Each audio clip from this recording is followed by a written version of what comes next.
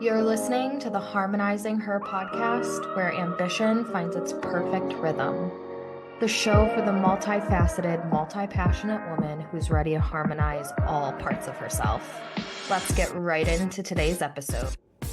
Welcome back to another episode of the Harmonizing Her podcast. We are on a kick with these Instagram questions and topic requests from all of you, which makes me so happy because it really makes us feel like a co-creative conversational process, which is always my intention for this show. So I got asked on Instagram, can you talk about behind the scenes a day in your life? What does a day look like? How do you structure your days? How do you structure your weeks? And so I wanted to take you through that process because this is something that I feel like I have mastered in the near 6 years I've been in business, creating this infrastructure of spaciousness and white space and creative space where I'm not back to back on Zoom calls and I'm not running this like busy, chaotic business. I feel very settled into my life and very settled into my business, and I built it very purposefully and spaciously and intentionally since day one back in 2018. And so I'm really excited to take you through behind the scenes a day in my life. Before we get into breaking down what my days look like, I actually want to break down for you what my week looks like, because my week has a very specific structure. And if you listened to an earlier episode, I talk about rhythms. And so my week has a rhythm and every day has a rhythm. And so think of a rhythm kind of like a theme for your day, because I think one of the best things that we can do for our productivity and our creativity and our energy levels is bucket similar tasks together. And so you won't see me, for example, jumping on a client call and then writing some sales page copy and then chatting with my team and then getting into some creative work and then back on a mastermind call. That's like chunking up and redistributing your energy in a really messy, ineffective way. And so when I look at my week, I look at what are all like the similar buckets of tasks and how can I categorize them and keep them stacked up on the same day so my energy isn't being pulled in all these different compartments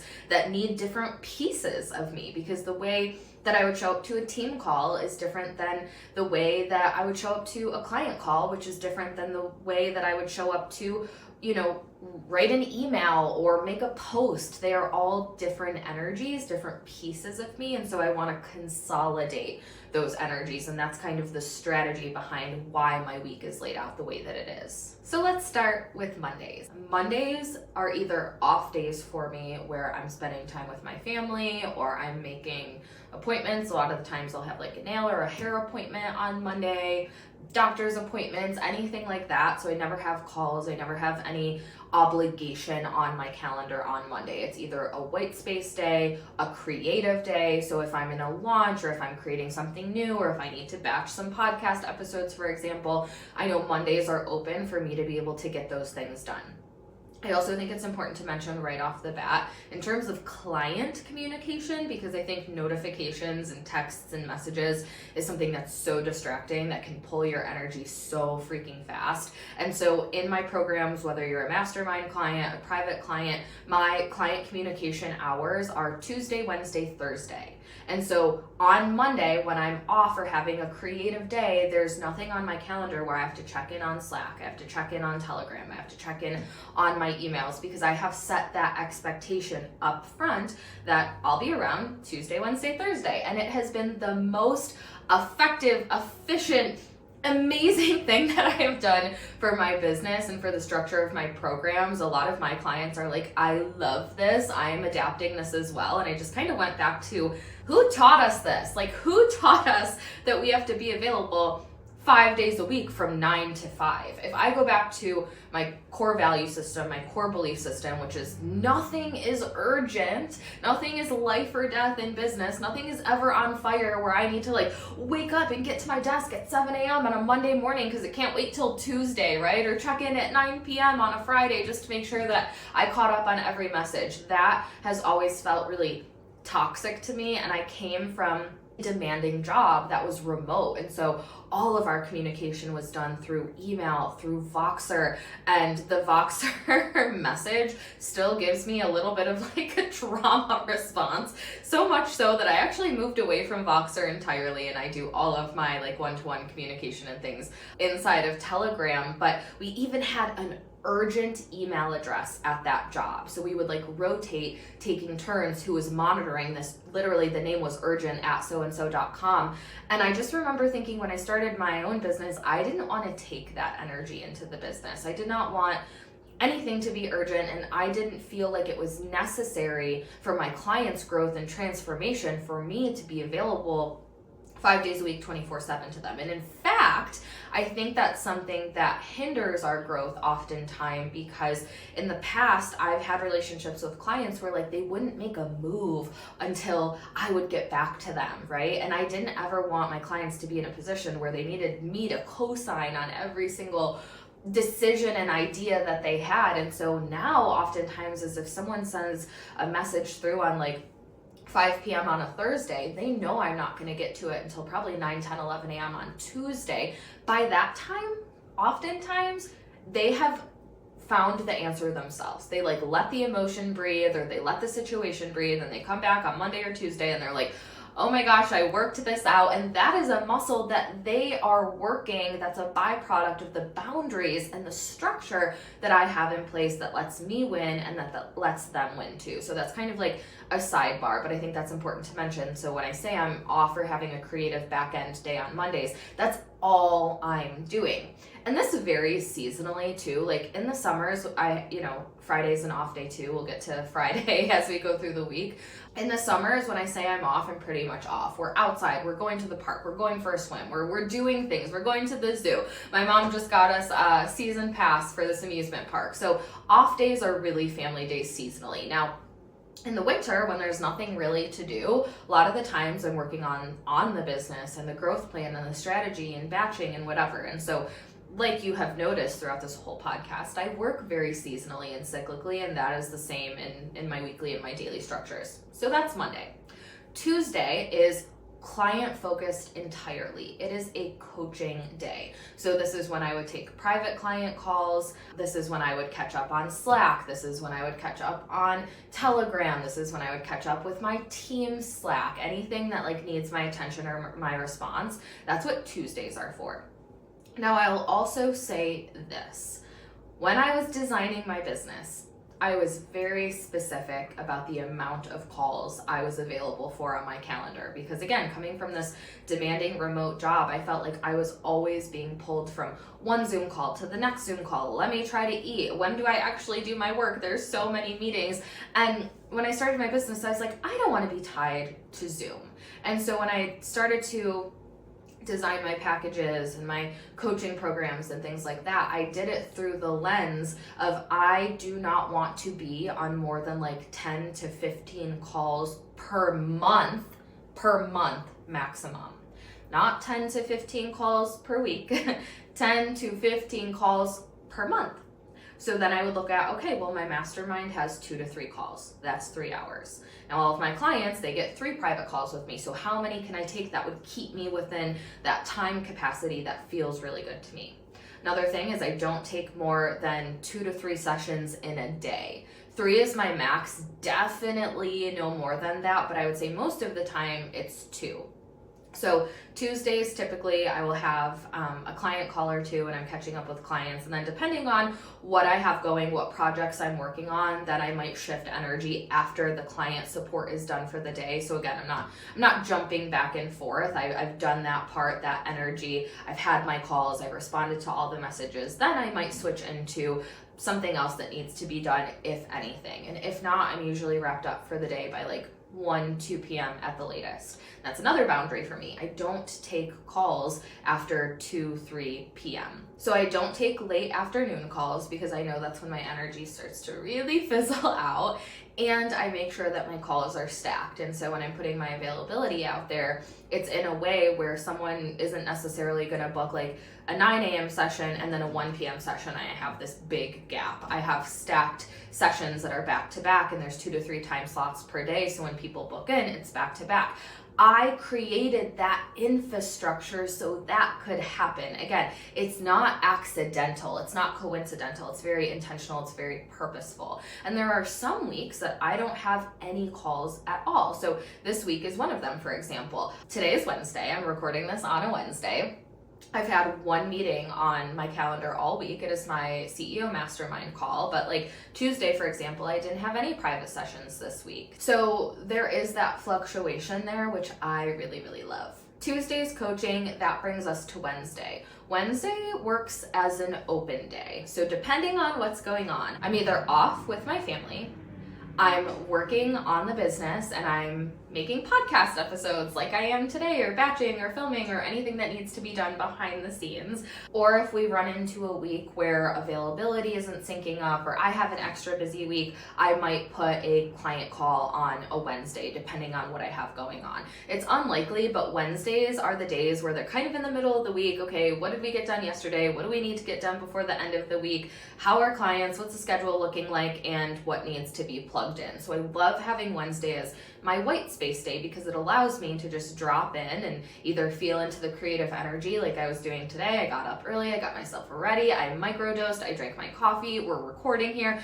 This is really the entirety of my day, and it feels so good. So Wednesdays are like an open free day.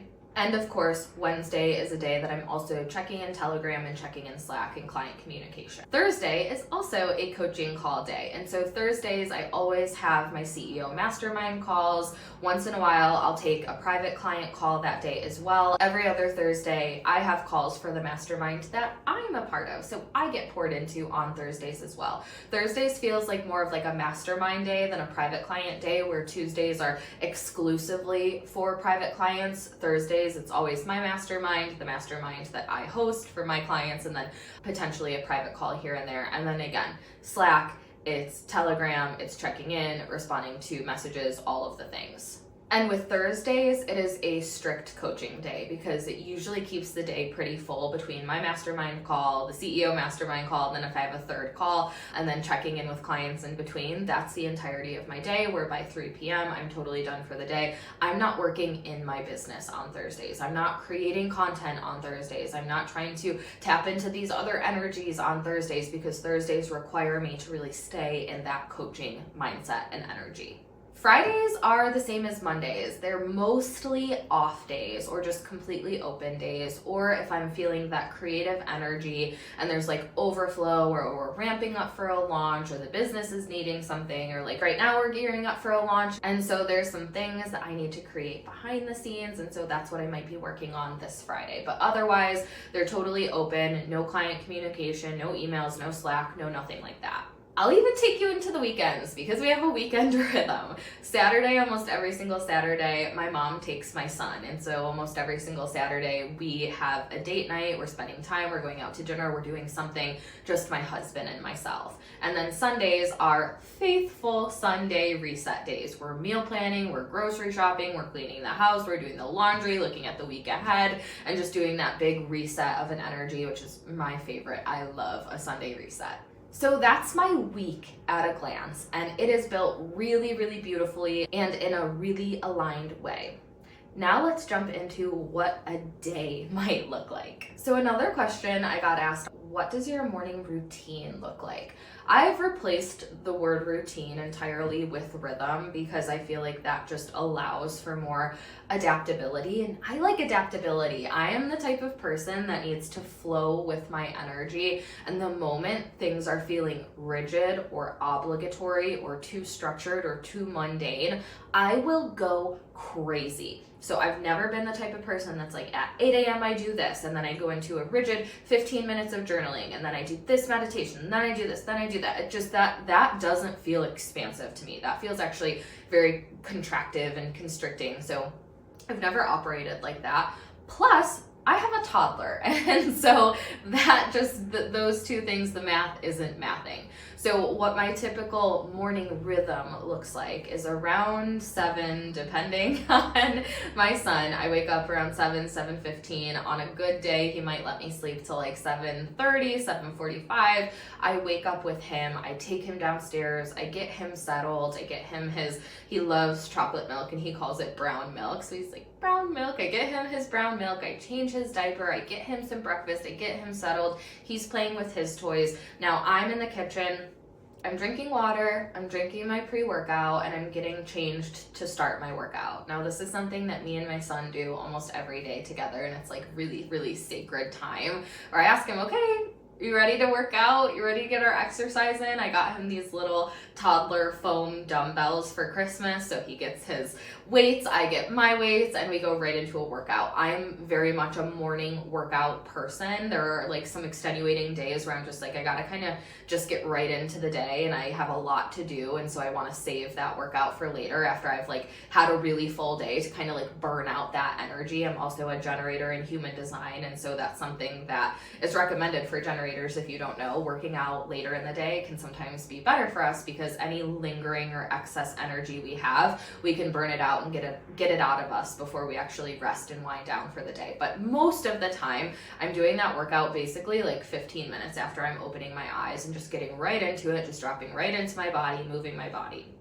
From there, it is breakfast, shower, and getting ready for the day. I'll have my speaker out in the kitchen and we're jamming to some music, or I'll have something in my ear, a podcast. I'm listening to something that is filling me up, and that can be a podcast, that can be music, it could be a course, it could be anything, but I'm plugging something in to feed my mind.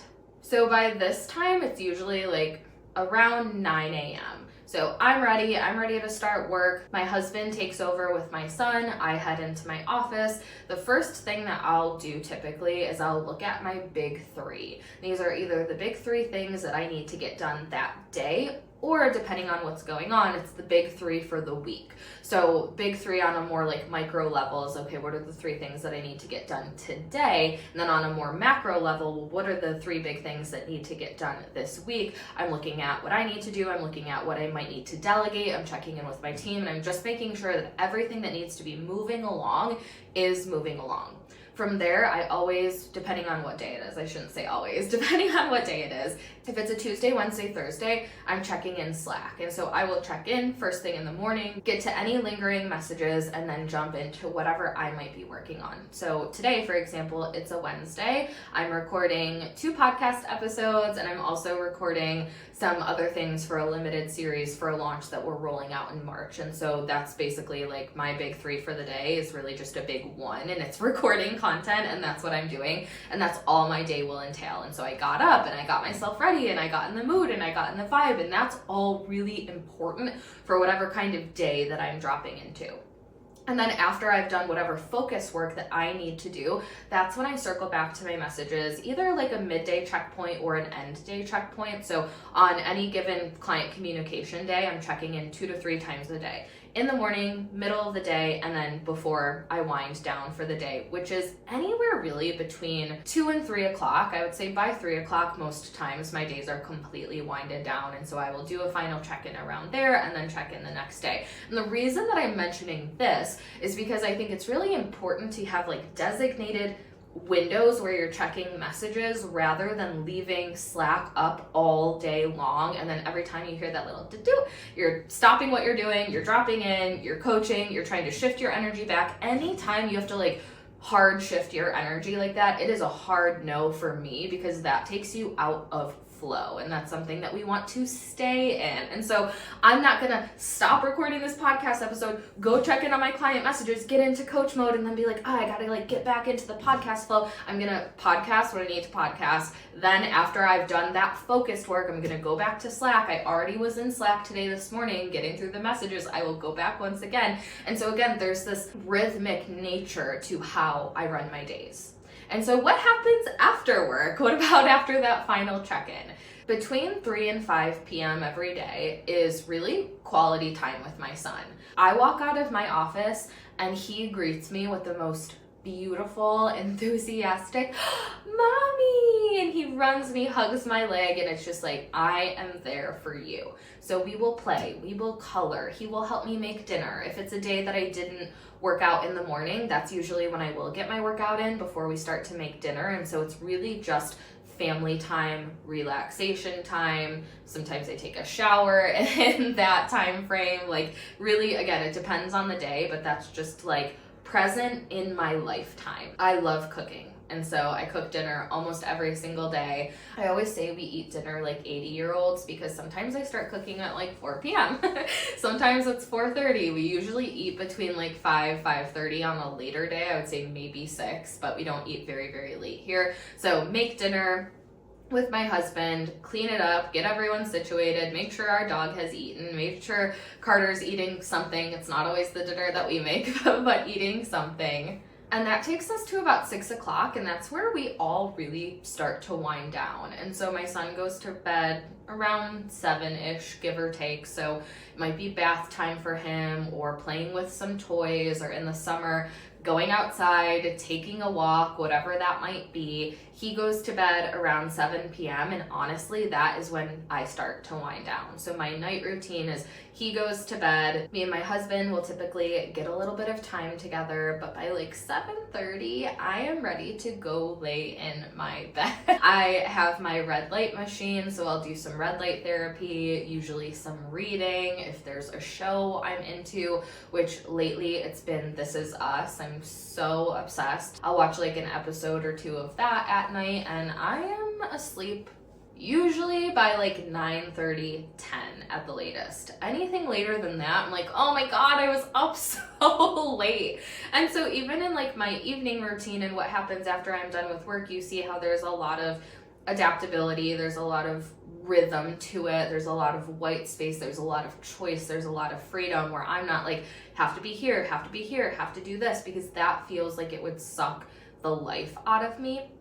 And so that's what any given day in my life looks like. That's what my weeks at a glance look like. And I want you to know that they look like this because I chose this. I chose to look at my programs. I chose to look at my capacity, my client communication, my schedule, my availability. I looked at all those things through the lens of what lifestyle do I want to create, and making sure that the infrastructure I'm building supports the lifestyle that I want to create, and also the money I want to make. So just because I want to be on less calls, or I don't want to be on 10 calls a week, that doesn't sacrifice my ability to earn or my income or anything like that. So hopefully this episode gave you a lot of insight of what a day actually looks like from a 7-figure entrepreneur, because I think sometimes it feels really mysterious and there's really like nothing mysterious about it. My days are fairly light. They're pretty simple.